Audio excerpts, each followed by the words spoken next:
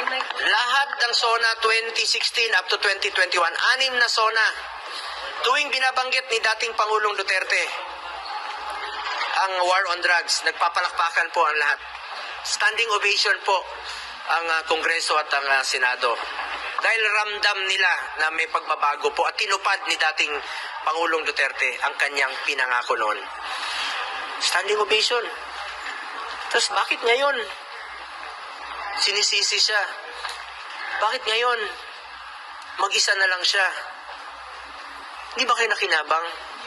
Di ba nakinabang ang mga kababayan nating Pilipino? Yung mga anak natin na hindi nasasaktan?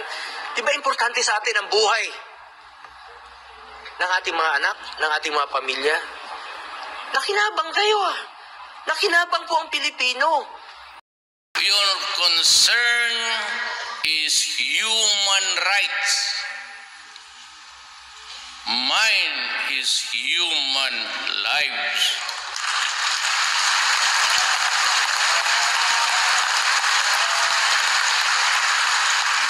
The lives of our youth are being wasted and families are destroyed.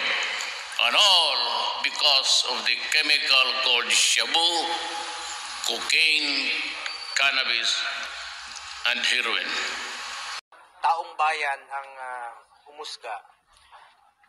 Kung mas nakakalakad ba ang mga anak natin na hindi nasasaktan, hindi nababastos ng mga drug addict nung panahon po ni dating Pangulong Duterte. Alam nyo, pag bumalik ang illegal na droga, babalik po ang korupsyon sa gobyerno, babalik po ang kriminalidad. Ang taong bayan na po ang humusga kung nakinabang ba ang Pilipino sa ginawa niyang strong stance against illegal drugs nung panahon niya bilang Pangulo. Yan ang isa sa kanyang pinangako. 2016, yan ang kanyang pinangako sa Pilipino. Lalabanan niya ang illegal na droga, lalabanan niya po ang kriminalidad. Nakinabang tayo, yung mga OFWs, may peace of mind sila na nagtatrabaho sa abroad na hindi nasasaktan ang kanilang mga anak at hindi nababastos ang kanilang mga anak na naglalakad sa gabi. Nakakauwi ng safe, nakakauwi ng hindi nasasaktan. Pag bumalik ang illegal na droga, mas nakakatakot. Ginawa niya po ito para sa taong bayan. At nagkaroon po siya ng mataas na approval rating nung nag-umpisa ang kanyang administrasyon hanggang natapos 87% ang kanyang approval rating dahil sa kanyang strong stance or strong position against illegal drugs.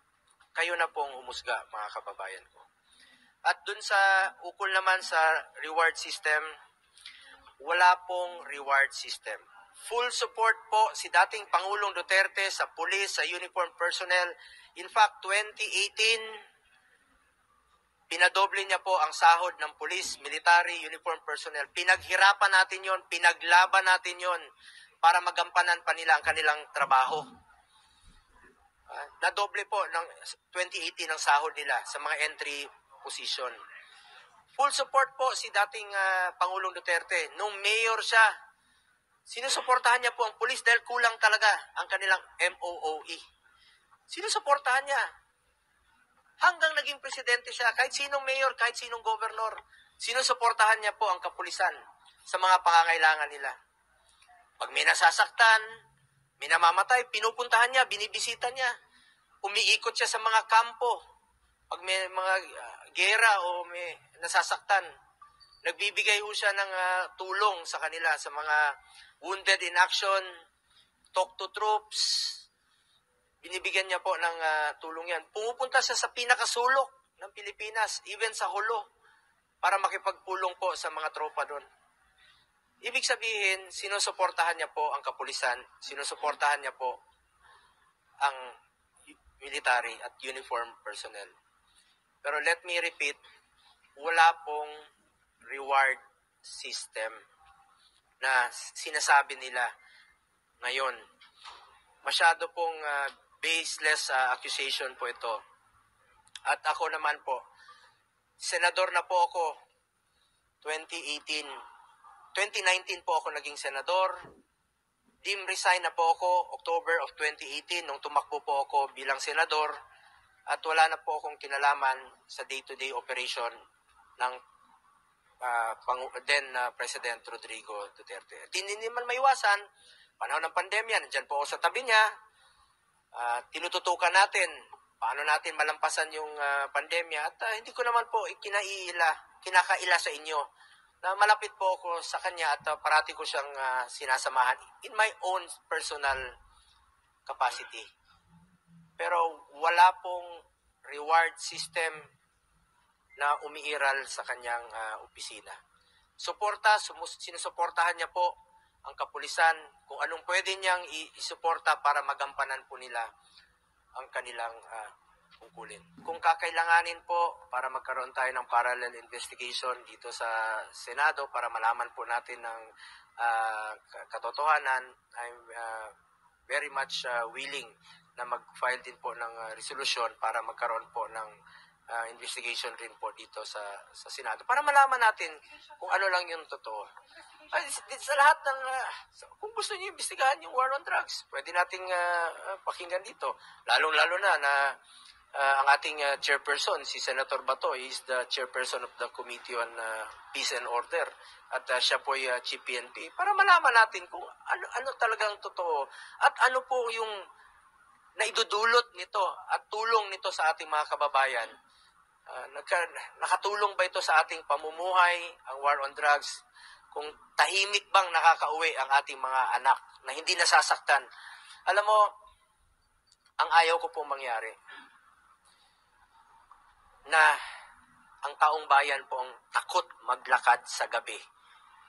Dapat po ang kriminal, dapat po ang drug addict ang takot maglakad sa gabi. Hindi po yung ordinaryong mamamayang Pilipino na gusto lang po tahimik ang buhay na makakauwi po ang kanilang mga anak. Karapatan po natin mabuhay ng tahimik na nakakauwi po ang ating mga anak. Huwag naman sanang palakasin ang loob ng mga drug addict. Ang nangyayari ngayon, lumalakas po ang loob ng mga drug lord. War on drugs, kung kakailanganan natin pagdinig. Hindi po totoo yan. Hindi po totoo yan. Sabi ko nga, wala pong reward system. So ang mga trabaho ng mga mga staff, administrative matters, presidential engagement, schedule, appointments.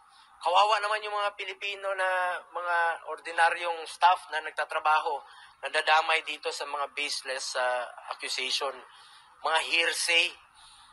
Sa totoo lang po, ulitin ko, kahit na 2018, wala na po ako sa Office of the President. Wala pong pinapairal na reward system ang Office of the President o si dating Pangulong. Wala po akong role, hindi ko po mandato ang war on operational yung operations ng war on drugs. Wala po akong kinalaman at hindi ko po mandato yan. Ang trabaho ko noon, nasa executive order, engagement ng presidente. Hindi naman po maiwasan na ako yung tinatawag parati ng presidente. Halika rito, i-arrange mo mga meetings.